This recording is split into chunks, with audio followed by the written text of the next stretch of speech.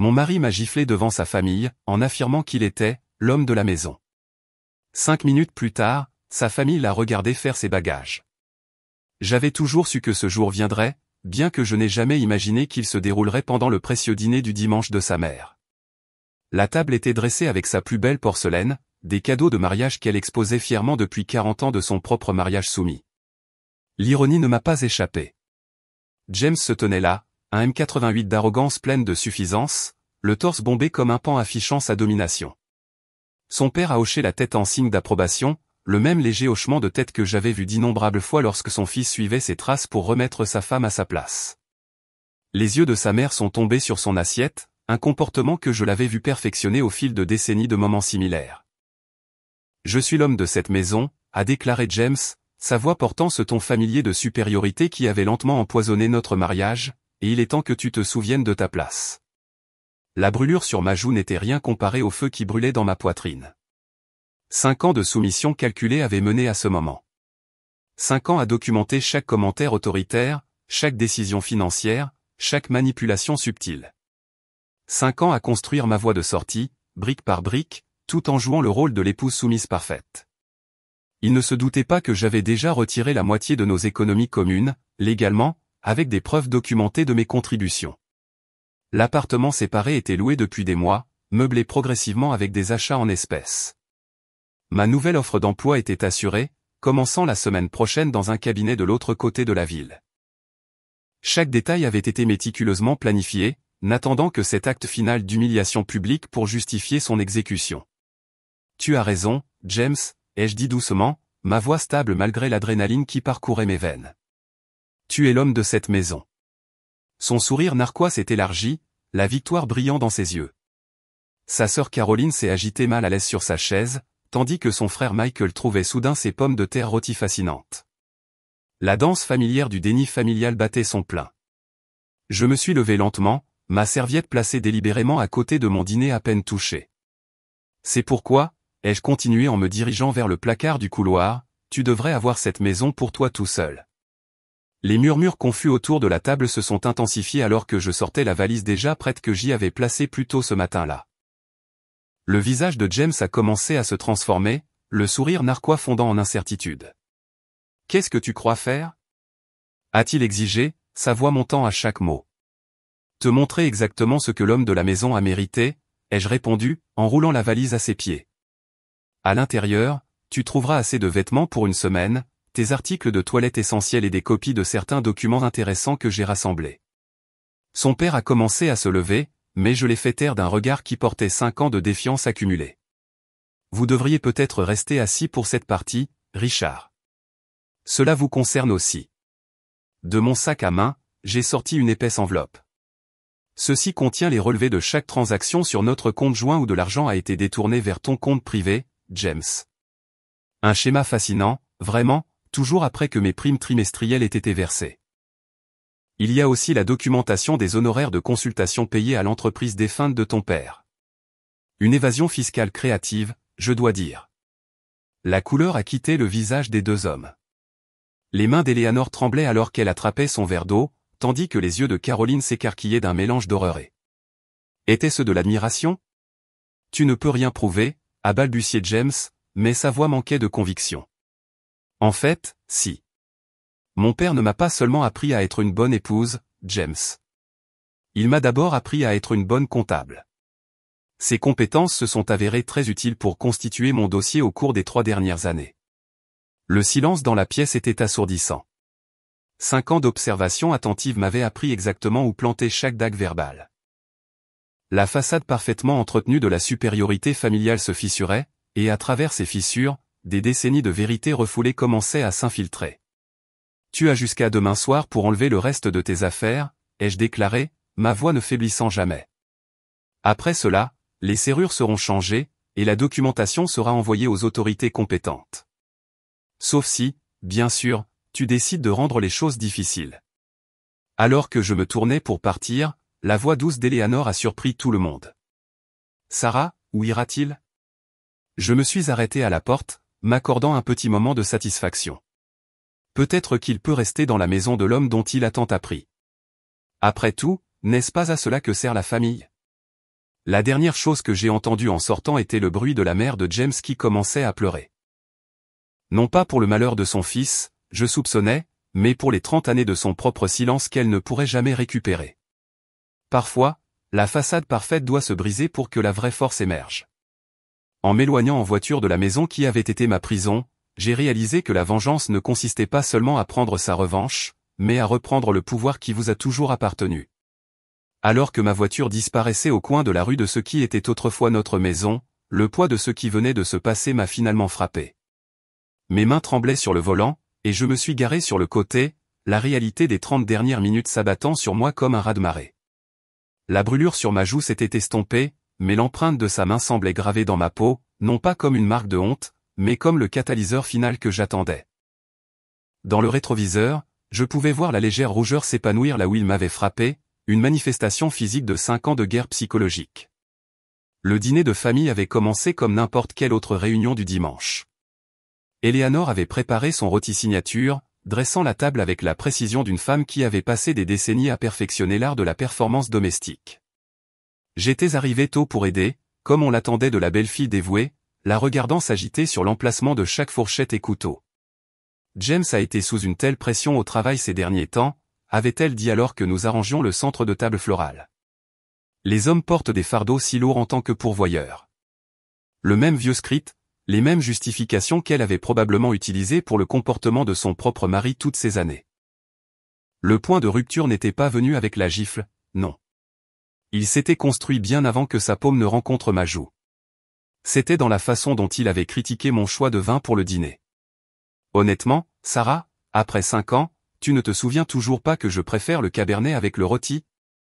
Le léger hochement de tête de son père, le silence gêné autour de la table. C'était dans la façon dont il m'avait interrompu 3 fois lorsque j'essayais de partager des nouvelles de mon récent projet au travail. Chérie, je suis sûr que personne ne veut t'entendre parler de feuilles de calcul pendant le dîner, avait-il dit, son sourire condescendant fermement en place. Le même sourire qu'il portait quelques instants avant que sa main ne frappe mon visage. La conversation avait tourné, comme inévitablement, au rôle des hommes et des femmes dans le mariage. Richard, le père de James, avait exposé l'importance des valeurs traditionnelles, sa voix portant le poids de quelqu'un qui croyait partager des vérités universelles. Le problème avec les mariages modernes, a-t-il déclaré en faisant tourner son vin avec autorité, c'est que les femmes ont oublié l'ordre naturel des choses. Un homme doit diriger son foyer. J'avais fait l'erreur de ne pas être d'accord, poliment bien sûr, comme on me l'avait appris au fil des ans. En fait, je crois que le partenariat est le respect mutuel. Le bruit de la main de James frappant sur la table avait traversé la pièce comme un coup de feu. Assez. Je ne tolérerai pas que ma femme contredise mon père dans ma propre maison. C'est alors que c'est arrivé. La gifle qui a résonné dans la pièce, l'aboutissement d'années de dignité refoulée. Mais ce qui a suivi a été le véritable point de rupture. Son sourire narquois, cette expression autosatisfaite d'un homme qui croyait avoir enfin mis sa femme à sa juste place. La façon dont sa famille s'est figée, non pas d'horreur face à son acte, mais dans l'attente de ma soumission attendue. Ils s'attendaient tous à des larmes, ils s'attendaient à des excuses, ils s'attendaient au même schéma dont ils avaient été témoins et qu'ils avaient perpétué pendant des générations. La femme baissant la tête, acceptant sa correction, peut-être même s'excusant d'avoir provoqué l'action de son mari. Au lieu de cela, ils ont eu 5 minutes qui allaient briser leur hiérarchie soigneusement construite. Maintenant, assise dans ma voiture juste au coin de la rue, j'ai sorti mon téléphone. 3 appels manqués de Caroline, la sœur de James. Un message texte, je n'avais aucune idée que tu traversais ça. As-tu besoin de quelque chose? Mes mains avaient cessé de trembler. À leur place, un calme constant s'était installé en moi, le genre de calme qui vient avec une certitude absolue. J'ai pensé au visage d'Eleanor alors que je sortais, la prise de conscience naissante dans ses yeux. Peut-être, juste peut-être, avais-je brisé plus que mes propres chaînes ce soir. Le point de rupture ne concernait pas seulement la gifle ou le sourire narquois, ni même les années de dégradation subtile. Il s'agissait du moment où j'ai choisi de transformer la douleur en pouvoir, l'humiliation en action, et le silence en force. J'ai redémarré ma voiture, me dirigeant vers mon nouvel appartement. Dans le coffre se trouvaient les essentiels que j'avais progressivement déplacés au cours des derniers mois, des documents importants, des photos irremplaçables, les bijoux de ma grand-mère. Tout le reste était remplaçable. Tout le reste n'était que des accessoires dans la pièce que je jouais. Alors que les lampadaires défilaient devant ma fenêtre, j'ai touché ma joue une dernière fois. La brûlure avait complètement disparu maintenant, mais son impact résonnerait dans toutes nos vies pour toujours. Parfois, il faut un point de rupture pour réaliser que vous n'avez jamais été réellement brisé, juste plié dans une forme qui n'était pas la vôtre. Les prochaines heures seraient cruciales. Je connaissais assez bien James pour prédire ses réactions, d'abord l'incrédulité, puis la colère, puis des tentatives désespérées pour reprendre le contrôle. Mais j'en avais fini d'être l'actrice de second rôle dans sa performance de masculinité. Le point de rupture avait brisé plus que notre mariage, il avait brisé le fondement même de son autorité perçue. Et alors que j'entrais dans le parking de mon nouvel immeuble, je me suis permis un petit sourire. Le vrai spectacle ne faisait que commencer. Alors que j'insérais la clé dans la porte de mon nouvel appartement, les souvenirs des 3 dernières années de planification méticuleuse ont envahi mon esprit. Ce n'était pas seulement un plan d'évasion, c'était un jeu d'échecs élaboré où chaque mouvement avait été calculé, chaque sacrifice mesuré, et chaque pièce positionnée avec une précision chirurgicale. Je suis entré dans l'espace modestement meublé, si différent de la maison opulente que je venais de quitter. Les meubles ici étaient tous à moi, achetés pièce par pièce avec de l'argent liquide retiré en petites quantités sur des mois. Chaque article représentait un pas vers la liberté, un acte de rébellion silencieux contre l'emprise de James sur nos finances. En ouvrant mon ordinateur portable, j'ai accédé au compte email secret que j'avais créé des années auparavant. À l'intérieur se trouvaient des dossiers de preuves, chacun méticuleusement organisé et sauvegardé sur plusieurs clauses sécurisées. Je les ai parcourus maintenant, me souvenant comment chaque pièce s'était assemblée. Année 1, les premiers signes étaient subtils. L'insistance de James sur des décisions financières conjointes qui étaient en réalité les siennes. La façon dont l'argent disparaissait de nos comptes pour ses investissements privés. J'avais commencé à tout documenter alors, créant des feuilles de calcul, suivant chaque transaction suspecte, chaque manipulation financière. Être comptable avait ses avantages. Je savais exactement où chercher et quoi enregistrer. Mes doigts ont tracé un dossier particulier intitulé « Finances familiales ». À l'intérieur se trouvaient les dossiers du stratagème de blanchiment d'argent entre James et son père, des honoraires de consultation payés à une entreprise défunte, une évasion fiscale soigneusement déguisée en perte commerciale. J'avais découvert cela purement par accident en organisant nos déclarations de revenus, mais c'était devenu la pierre angulaire de mon levier. Année 2, la documentation psychologique a commencé. J'avais commencé à conserver des enregistrements audio de nos conversations, en particulier lorsqu'il avait trop bu et que son masque tombait. La violence verbale, le gaslighting, tout était soigneusement horodaté et archivé. Il y avait aussi des vidéos, des réunions de famille apparemment innocentes où son comportement autoritaire était pleinement exposé, bien que suffisamment subtil pour que la plupart ne le remarquent pas, à moins de savoir quoi chercher. J'ai ouvert un autre dossier contenant des emails de ma thérapeute, documentant des séances où je discutais de la violence psychologique. Elle avait joué un rôle déterminant pour m'aider à maintenir ma santé mentale tout en constituant mon dossier, m'enseignant des techniques pour paraître docile tout en renforçant secrètement ma détermination. Année 3, les préparatifs physiques ont commencé. J'avais commencé à mettre de l'argent de côté, jamais plus que ce qui serait remarqué manquant de nos comptes. J'avais ouvert un compte bancaire séparé, utilisant l'adresse de mon bureau pour la correspondance. Chaque prime que j'avais gagnée avait été divisée, la moitié allant sur notre compte joint comme prévu, l'autre moitié secrètement détournée vers mon fonds d'évasion. J'ai parcouru des photos d'ecchymoses, non pas de violence physique, mais d'accidents survenus lorsque James était en colère. Une porte poussée par-ci, un bras saisi par-là, tout photographié, daté et constaté par mon médecin, construisant un schéma qui ne pouvait être rejeté comme une coïncidence. Le dossier le plus crucial contenait les enregistrements des confessions ivres de son père lors des réunions de famille.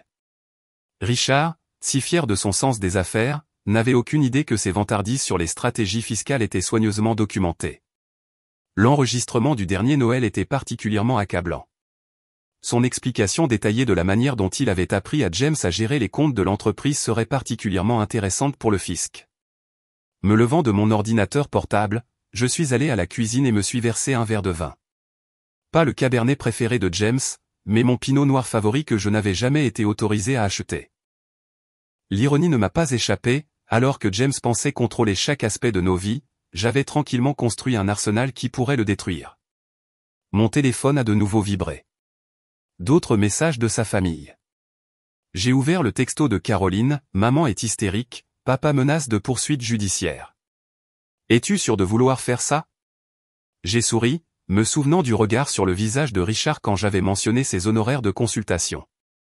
Il savait aussi bien que moi que des poursuites judiciaires ne feraient qu'exposer leur malversation financière soigneusement cachée.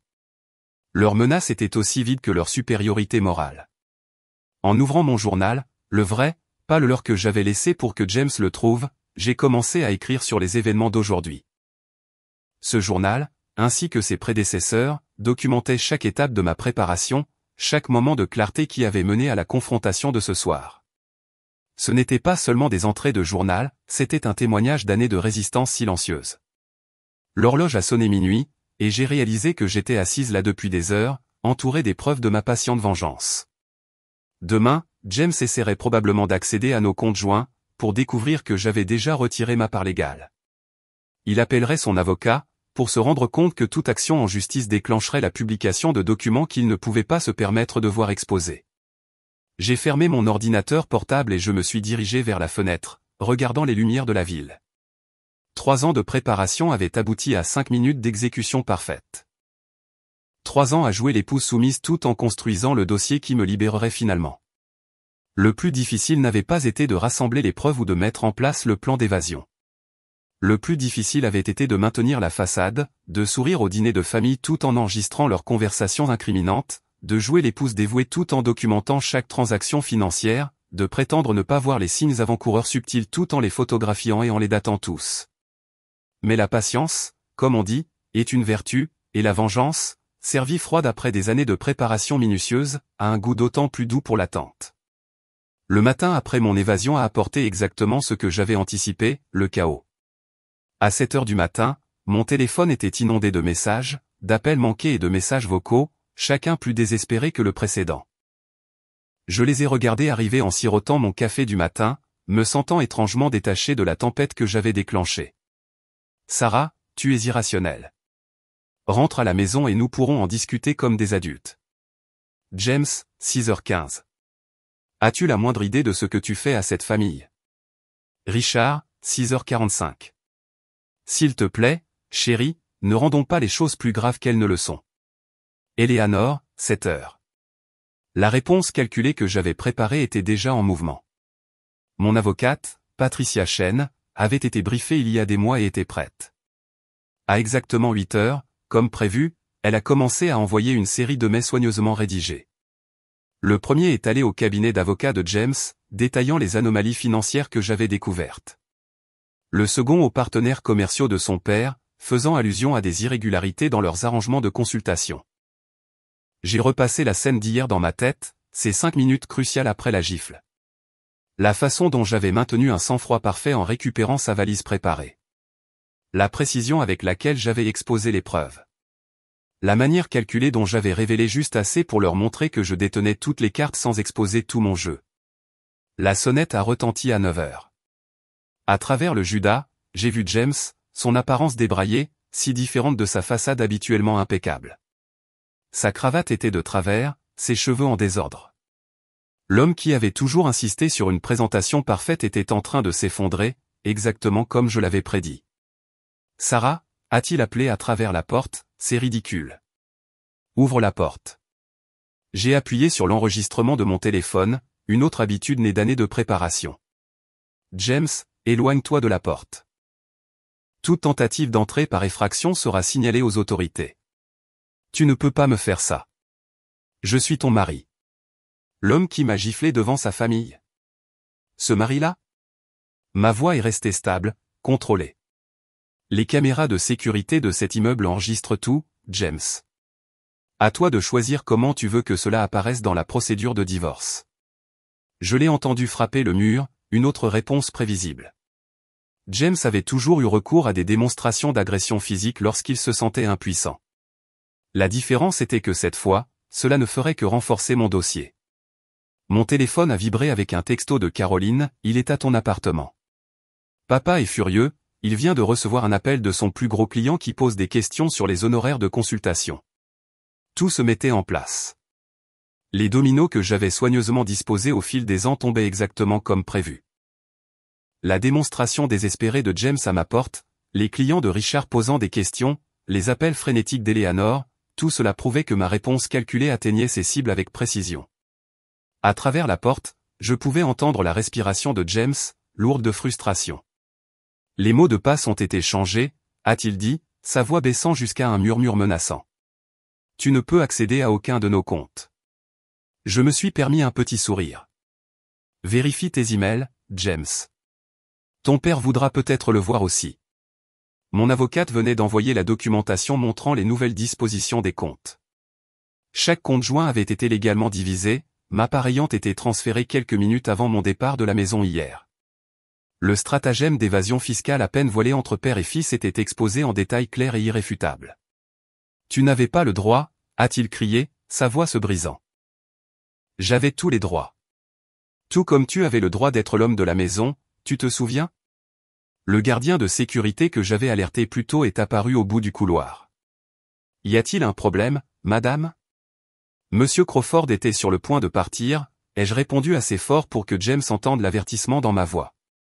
J'ai écouté ses pas s'éloigner, suivis par le son de l'ascenseur. Grâce à mon application de sécurité, je l'ai vu sortir en trombe de l'immeuble, tapant des numéros sur son téléphone, appelant probablement son père. En quelques minutes, mon téléphone s'est allumé avec un appel de Richard. Je l'ai laissé aller à la messagerie vocale, puis je l'ai écouté sur haut-parleur. Sarah, écoute-moi bien. Quoi que tu penses faire, tu fais une terrible erreur. Cette famille a des relations que tu ne peux pas imaginer. Un mot de ma part. J'ai envoyé un texto en réponse, un mot de ma part au fisc, Richard. À toi de choisir. La réponse calculée ne concernait pas seulement les preuves que j'avais recueillies ou le moment de mon évasion. Il s'agissait de comprendre leur schéma psychologique, de prédire leurs réactions et d'avoir des contre-mesures préparées pour chacune d'elles. Chaque menace qu'ils pouvaient faire avait déjà été anticipée et neutralisée.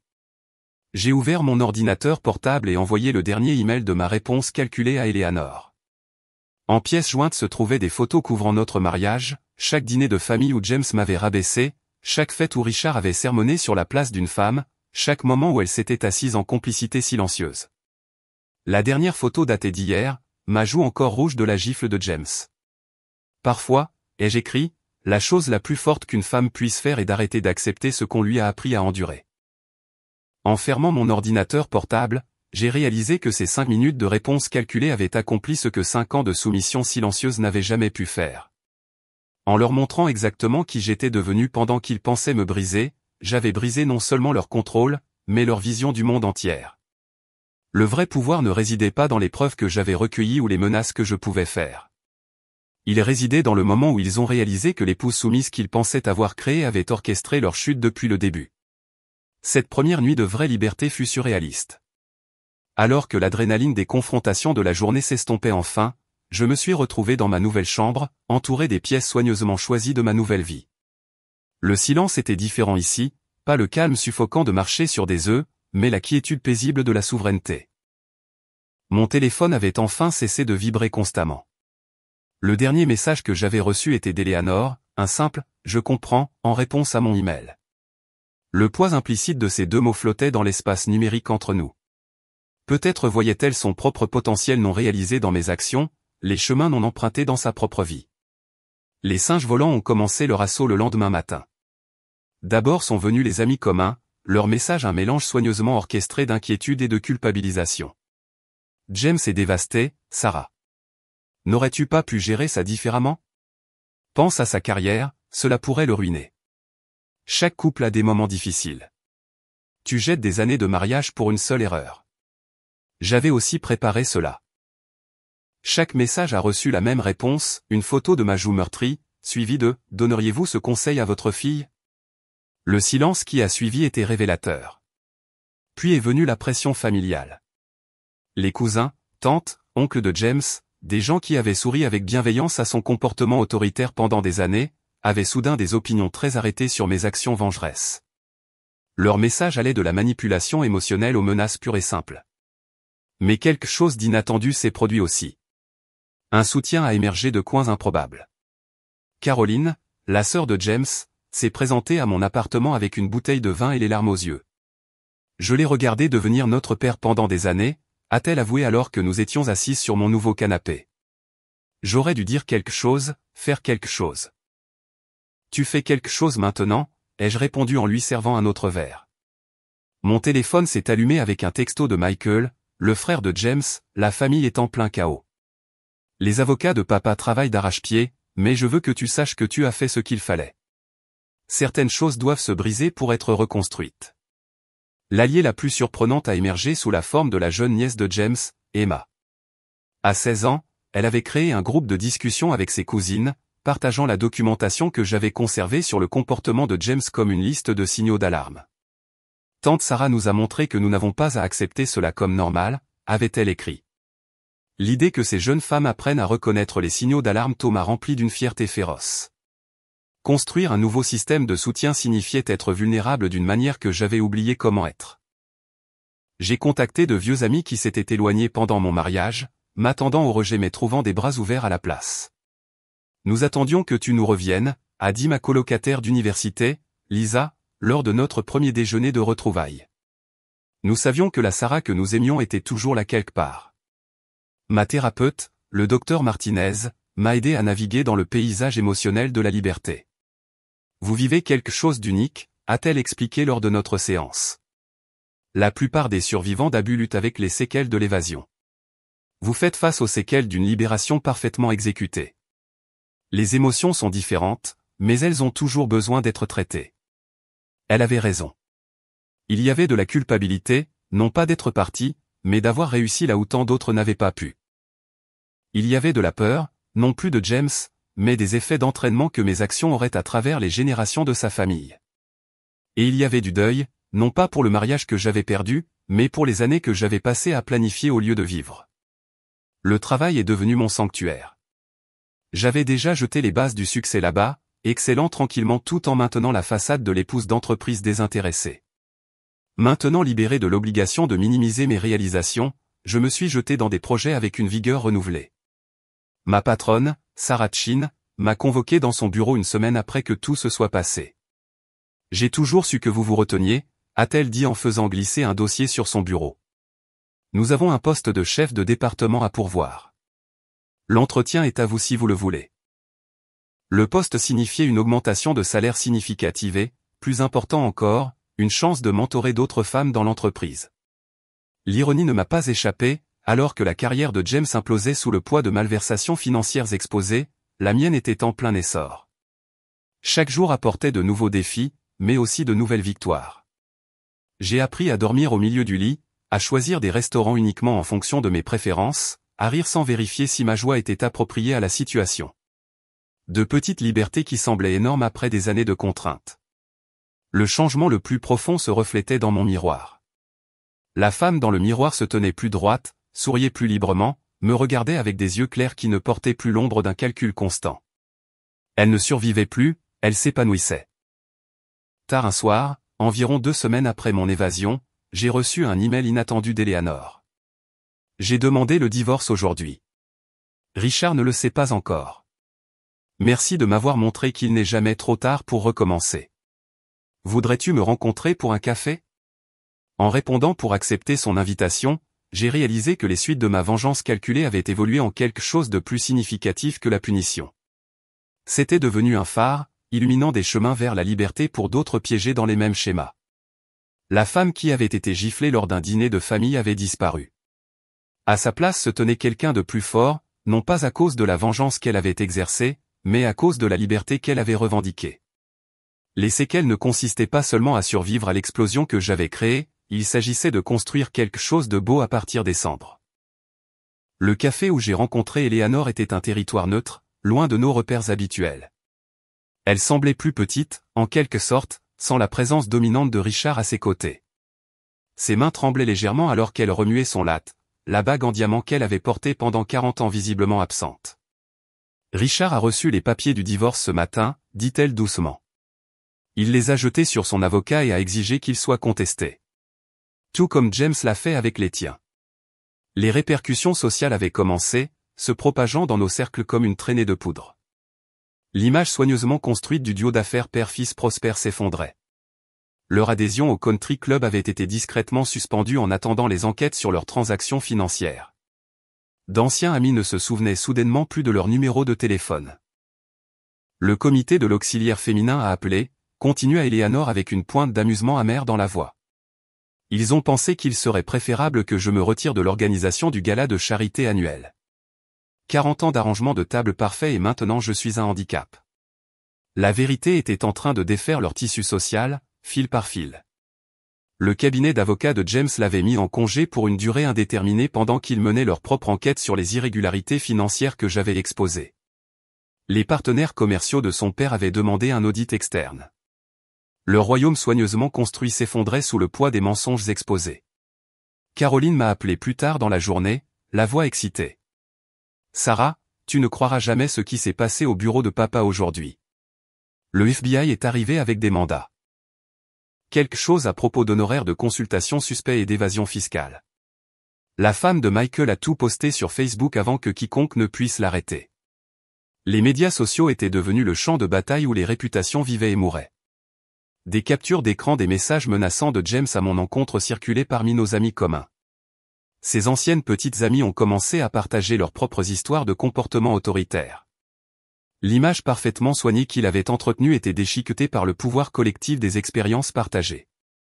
Le milieu du country club, ces piliers de la société qui avaient fermé les yeux sur le comportement de James pendant des années, faisaient maintenant face à leur propre jugement. Les épouses qui m'avaient vu souffrir en silence étaient forcées de confronter leur complicité. Les maris qui avaient admiré les valeurs traditionnelles de James découvraient que leurs femmes ouvraient des comptes bancaires séparés. Margaret Wilson m'a appelé aujourd'hui, ai-je dit à ma thérapeute lors de notre séance. Vous vous souvenez d'elle? Celle qui m'avait dit que j'avais de la chance d'avoir un mari aussi volontaire. Elle voulait savoir si mon avocate accepterait de rencontrer sa fille. L'effet d'entraînement était indéniable. Les jeunes femmes de notre cercle social examinaient leurs relations avec un regard neuf. Les hommes voyaient leur misogynie décontractée remise en question là où elle avait été autrefois acceptée. Les hypothèses confortables sur les rôles de genre qui avaient amorti notre milieu social étaient en train d'être dépouillées.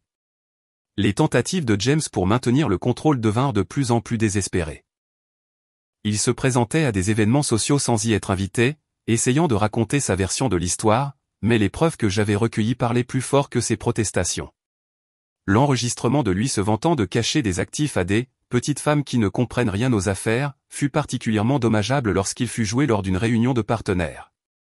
La réputation de Richard s'est effondrée encore plus vite. Son réseau de vieux copains, autrefois si puissant, s'est avéré étonnamment fragile face à une enquête fédérale. D'anciens associés commerciaux ne pouvaient pas prendre leur distance assez rapidement. L'homme qui se targuait d'être un pilier de la communauté voyait cette communauté lui tourner le dos. Le cercle social d'Eleanor s'est divisé de façon spectaculaire. Certaines amies, elles-mêmes piégées dans des mariages similaires, se sont ralliées à elle avec une férocité inattendue. D'autres, soucieuses de maintenir le statu quo, la traitaient comme si elle était contagieuse. Le club de lecture de femmes qu'elle avait animé pendant 20 ans a soudainement trouvé un nouveau lieu de réunion. Mais la transformation la plus fascinante se produisait en ligne.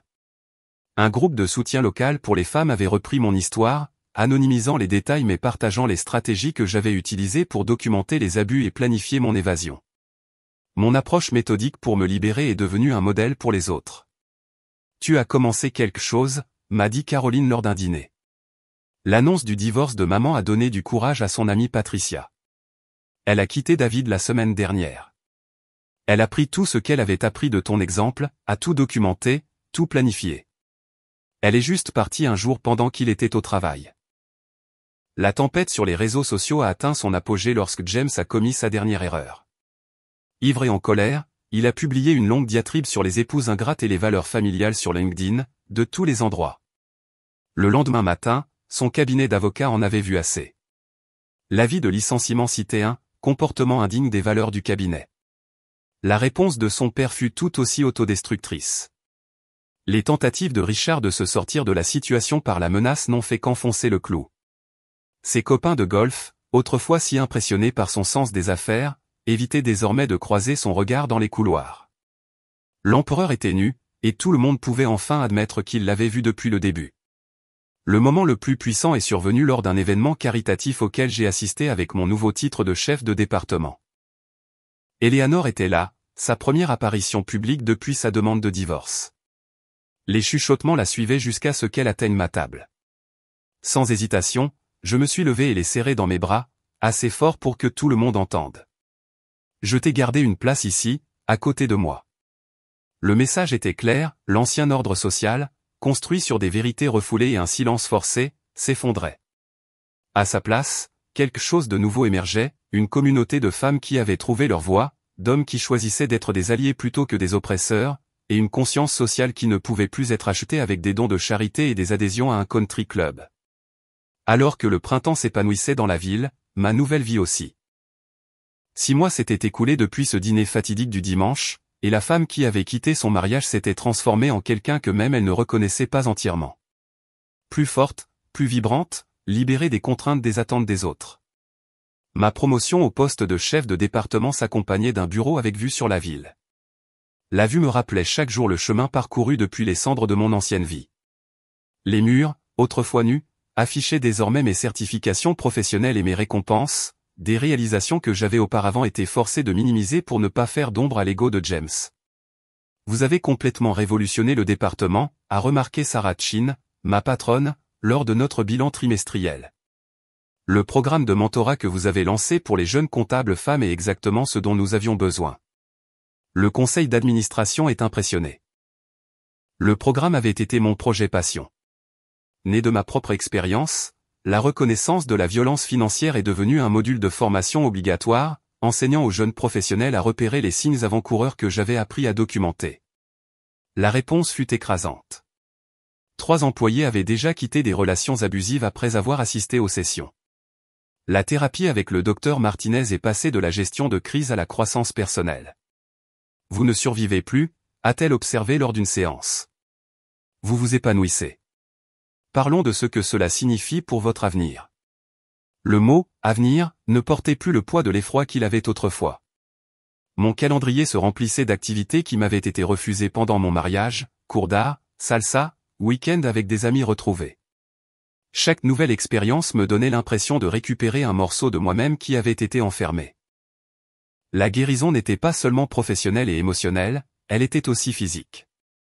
Mon corps a commencé à se souvenir de ses propres rythmes, libéré de la tension constante d'anticiper la critique. J'ai commencé à suivre des cours de yoga, sentant ma colonne vertébrale se redresser et se renforcer à chaque séance. La femme dans mon miroir se tenait plus grande, souriait plus librement, se portait avec une confiance qui venait de l'intérieur plutôt que de chercher une validation externe. La transformation d'Eleanor a été parallèle à la mienne. Après la finalisation de son divorce, elle s'est inscrite à des cours au Community College, réalisant un rêve que Richard avait rejeté des décennies auparavant. Nous nous retrouvions chaque semaine pour un café, partageant de petites victoires et nous soutenant mutuellement dans les jours difficiles. J'ai retrouvé mon ancien matériel d'art dans le grenier, m'a-t-elle dit un après-midi, les yeux brillants d'excitation. Richard détestait ma peinture, disait que c'était une perte de temps. Je transforme son bureau en mon atelier. La renaissance du phénix ne consistait pas seulement en une réussite personnelle, il s'agissait d'aider les autres à déployer leurs ailes aussi. J'ai commencé à prendre la parole dans des refuges pour femmes, partageant mon histoire et les mesures pratiques que j'avais prises pour m'échapper. Mon processus de documentation méthodique est devenu un modèle partagé par les réseaux de soutien et les groupes de défense. Caroline m'a rejointe lors de ces sessions, ajoutant sa perspective de quelqu'un qui avait grandi dans un foyer de femmes contrôlées. Ensemble, nous avons développé un atelier intitulé « Briser le cycle », aidant les autres à reconnaître et à répondre aux schémas de violence financière et émotionnelle. Tu sais ce qui est ironique, a dit Caroline après une session particulièrement puissante. James et papa prêchaient toujours sur l'héritage familial. C'est ça, notre véritable héritage, aider d'autres femmes à trouver leur force. La croissance personnelle s'est étendue à mes relations avec les hommes. Sortir avec quelqu'un semblait être un concept étranger après des années de mariage contrôlé, mais lentement, j'ai commencé à faire à nouveau confiance à mon jugement. J'ai appris à reconnaître le respect authentique, à apprécier les hommes qui célébraient plutôt qu'étouffer mon succès. Mon premier rendez-vous après le divorce était avec un collègue d'un autre cabinet, un homme calme et réfléchi qui écoutait plus qu'il ne parlait. Quand il m'a interrogé sur mes objectifs de carrière et a réellement attendu la réponse, j'ai réalisé à quel point mes attentes avaient été basses auparavant. La croissance la plus inattendue est venue en me pardonnant. Pas d'être parti, je n'ai jamais douté de cette décision, mais pour les années que j'avais passées à planifier au lieu de vivre. Le docteur Martinez m'a aidé à voir ces années différemment. Ce n'étaient pas des années perdues, a-t-elle expliqué. C'était votre phase de cocon. Chaque moment de planification, chaque document que vous avez conservé, chaque petit acte de résistance secrète, c'étaient les fils que vous avez utilisés pour tisser vos ailes. Le test ultime de ma croissance est venu lorsque James a fait une dernière tentative de réconciliation. Il est apparu à mon bureau, humilié par sa vie réduite et sa réputation ternie. L'ancien James aurait exigé, menacé, contrôlé. Cette version a demandé, presque poliment, si nous pouvions parler. J'ai changé, a-t-il affirmé, assis en face de mon bureau. Thérapie, gestion de la colère. Je ne suis plus le même homme que ce jour-là au dîner. Je l'ai étudié calmement, notant le costume de créateur qui ne lui allait plus tout à fait, le léger tremblement dans ses mains. L'homme qui avait autrefois semblé si puissant paraissait maintenant petit dans mon bureau professionnellement aménagé, entouré des preuves de mon succès. Je crois que tu as changé, ai-je répondu, ma voix stable. Mais moi aussi. Et cette version de moi mérite plus qu'une version améliorée de toi. Alors que la sécurité l'escortait, j'ai senti les derniers morceaux de mon ancien moi tomber. Le phénix ne retourne pas aux cendres dont il est né. Il s'envole, plus fort pour avoir survécu aux flammes. Ce soir-là, debout dans mon bureau à domicile, j'ai enfin décroché la dernière photo de mon mariage. À sa place, j'ai accroché une peinture qu'Eleanor avait créée, un phénix en plein vol, ses ailes déployées contre un ciel d'aube. En dessous, elle avait écrit « Merci de m'avoir appris à m'élever ». Un an, jour pour jour, après ce dîner fatidique du dimanche, je me tenais sur la tribune de la Conférence nationale pour l'autonomisation financière, me préparant à prononcer le discours d'ouverture. L'ironie ne m'a pas échappé. Mon expertise dans la documentation de la violence financière s'était transformée d'une stratégie de survie en une reconnaissance professionnelle. Notre prochaine intervenante, a annoncé le présentateur, a révolutionné notre façon de comprendre et de combattre la violence financière dans les relations. Veuillez accueillir Sarah Mitchell, auteure de Silent Ledger, Breaking Free from Financial Control. Mon livre, né de la documentation détaillée de ma propre expérience, était devenu un best-seller dans les catégories affaires et développement personnel. Chaque chapitre était un guide soigneusement élaboré, enseignant aux autres à reconnaître et à échapper aux schémas que j'avais appris à documenter. L'avance seule était plus que le salaire annuel de James. La douce vengeance ne résidait pas dans le succès lui-même, elle résidait dans le renversement complet du pouvoir. James, qui travaillait maintenant dans un petit cabinet de banlieue, avait tenté d'empêcher la publication du livre. Sa lettre de mise en demeure était encadrée dans mon bureau à domicile, un rappel du chemin parcouru depuis la femme qui aurait autrefois cédé à de telles menaces. Pendant la session de questions-réponses après mon discours, un visage familier est apparu au micro. Eleanor, élégamment vêtue d'une blouse d'artiste éclaboussée de peinture, se tenait droite alors qu'elle s'adressait à la foule. En tant que personne ayant vécu 40 ans dans l'obscurité financière, a-t-elle commencé, sa voix claire et forte, comment aidons-nous les femmes à reconnaître leur valeur avant qu'il ne faille des décennies pour se libérer? Le public ne savait pas quelle était mon ancienne belle-mère. Il ne savait pas que sa galerie d'art, exposant des œuvres de survivants de violences domestiques, venait de recevoir une subvention importante.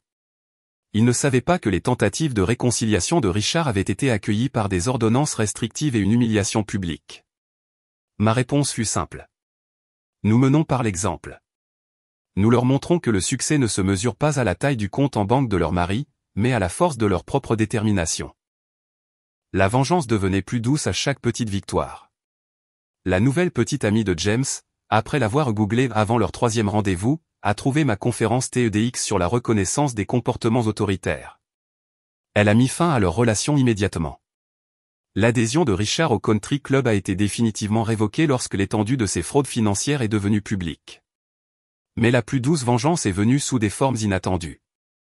Le refuge pour femmes où je faisais du bénévolat a nommé un programme d'alphabétisation financière en mon honneur. D'anciens clients du cabinet d'avocats de James ont commencé à solliciter mes services de conseil pour la détection d'actifs cachés dans les divorces. Ma méthodologie pour documenter les abus est devenue une partie de la formation standard pour les conseillers en violence domestique. Caroline a appelé un soir avec une nouvelle qui m'a fait éclater de rire. Papa a essayé de rejoindre le nouveau club de golf de Westbrook, a-t-elle rapporté. Ils l'ont googlé et soudainement leur liste de membres était complète. Mais devine quoi? Ils viennent d'inviter maman à exposer ses œuvres d'art dans le rôle principal. Le journal local a publié un article de fond sur la transformation d'Eleanor, de femme de country club à artiste et militante célèbre. Les photos la montraient dans son atelier, entourée de peintures puissantes de femmes se libérant de diverses chaînes. Le journaliste a noté que son ex-mari avait refusé de commenter pour l'article. James a fait une dernière tentative pour réaffirmer son contrôle. Il s'est présenté à une séance de dédicace, faisant la queue comme n'importe quel autre participant. Quand il est arrivé à ma table, il a posé ma photo de mariage devant moi au lieu de mon livre. « Tu te souviens quand tu étais heureuse ?» a-t-il demandé assez fort pour que les fans à proximité entendent. « Avant que tu ne deviennes ça. » J'ai pris la photo, l'étudiant brièvement. Le sourire sur le visage de mon ancien moi était parfait, pratiqué, creux. En regardant James, j'ai vu ce que je n'avais pas réussi à voir à l'époque, un petit homme désespéré de se sentir grand. « Voulez-vous que je signe ça aussi ?» ai-je demandé agréablement, en débouchant mon stylo. Pour James, merci de m'avoir appris que la meilleure vengeance est de bien vivre. Dois-je dater ? Les chuchotements et les caméras de téléphone autour de nous m'ont dit que cette rencontre deviendrait bientôt virale. James s'est retiré, laissant la photo derrière lui. Je l'ai ajoutée à mon matériel de conférence, une aide visuelle pour reconnaître la différence entre un sourire authentique et un masque de survie. La vengeance ultime n'était pas dans la chute de James ou la disgrâce de Richard. Ce n'était même pas dans mon propre succès. C'était dans l'effet d'entraînement de l'émancipation se propageant à travers nos cercles sociaux. Les jeunes femmes qui avaient autrefois admiré mon mariage parfait assistaient maintenant à mes ateliers sur l'indépendance financière. Les hommes qui avaient imité le comportement autoritaire de James se retrouvaient soudainement célibataires. À la fin de mon discours d'ouverture, j'ai partagé une nouvelle initiative, une fondation offrant des subventions pour aider les femmes à échapper à la violence financière. Le premier bénéficiaire serait annoncé le mois prochain lors d'un gala organisé dans le même country club où James avait autrefois régné. Le succès, ai-je dit à l'auditoire, ne consiste pas à prendre sa revanche. Il s'agit de se libérer. Et ensuite, de tenir la porte ouverte pour que d'autres puissent suivre. Alors que je quittais la scène sous une ovation debout, mon téléphone a vibré avec un texto d'Eleanor, je viens de vendre ma série de portraits Les hommes qui voulaient être rois. Devine qui a acheté la pièce maîtresse ? L'ancien cabinet d'avocats de James. Il l'accroche dans le rôle d'entrée comme un engagement envers leurs nouvelles normes éthiques. J'ai souri, me souvenant de la peinture centrale de cette série, un homme sur un trône de billets de banque, sa couronne glissant, tandis que des femmes en tailleur passaient devant lui, leurs ombres plus longues que sa silhouette. Parfois, la plus douce vengeance est simplement de devenir tout ce qu'il disait que vous ne pouviez pas être. 2 ans après ce dîner dominical qui a changé ma vie, je me tenais devant mon miroir en pied, ajustant la plaque nominative de PDG sur la porte de mon nouveau bureau. Plus seulement chef de département, mais présidente directrice générale de ma propre société de conseil financier, spécialisée dans l'aide aux femmes pour atteindre l'indépendance économique. La victoire finale n'a pas été marquée par un seul moment, mais par la profonde prise de conscience que je ne me définissais plus par rapport à James ou à ce qui s'était passé. La femme qui me regardait dans le miroir n'était pas une survivante, n'était pas une ex-épouse, n'était même pas une championne de l'indépendance financière des femmes, bien qu'elle fût toutes ces choses. Elle était simplement et puissamment elle-même. Mon téléphone a vibré avec un texto d'Eleanor, je viens de terminer ma dernière séance de thérapie. Le thérapeute dit que je suis prête à écrire mon propre livre. Voudrais-tu écrire la préface ? Sa transformation avait été aussi complète que la mienne. La femme timide qui avait passé des décennies dans l'ombre de Richard possédait maintenant l'une des galeries les plus respectées de la ville, spécialisée dans l'art-thérapie et l'émancipation. Son histoire s'était entrelacée avec la mienne de manière inattendue, toutes deux nous élevant du même foyer oppressif pour trouver nos propres chemins. La dernière pièce de la victoire est venue sous la forme d'une invitation. L'Association nationale des femmes en finance voulait que je dirige un panel sur la violence financière domestique. Le sujet n'était pas inhabituel, j'avais fait des dizaines de panels de ce genre, mais celui-ci était différent. Parmi les participants se trouverait un groupe d'étudiants en droit du nouveau lieu de travail de James, tenus d'assister dans le cadre de leur formation éthique. « Es-tu sûr de vouloir faire ça ?» a demandé Caroline quand je lui ai dit. « Tu ne leur dois rien. » « Il ne s'agit pas de devoir, ai-je répondu. Il s'agit de leur montrer que la fin d'une histoire peut être le début d'une meilleure. Le jour du panel, j'ai porté la même robe rouge que j'avais portée ce dimanche fatidique. Non pas comme un rappel de la douleur, mais comme un symbole du chemin parcouru. La gifle qui avait autrefois brûlé ma joue était devenue le catalyseur d'un mouvement qui avait aidé des centaines de femmes à trouver leur force. James était là, assis au dernier rang avec ses étudiants. Il avait vieilli plus que les 2 ans ne le justifiaient, ses cheveux grisonnants aux tempes, sa posture moins imposante. Nos regards se sont croisés brièvement alors que je montais sur scène, et pour la première fois, je n'ai rien ressenti. Pas de colère, pas de peur, pas de satisfaction dans sa chute. Il était devenu sans importance pour mon histoire. La violence financière, ai-je commencé, ne concerne pas seulement l'argent. Elle concerne le pouvoir, le contrôle et l'érosion systématique de l'estime de soi. Mais aujourd'hui, nous ne sommes pas ici pour parler de victimisation. Nous sommes ici pour parler de victoire.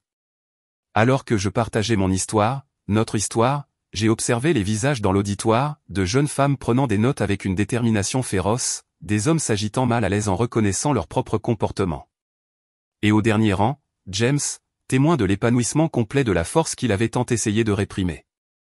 Après le panel, une jeune étudiante s'est approchée de moi, jetant un regard nerveux par-dessus son épaule vers James.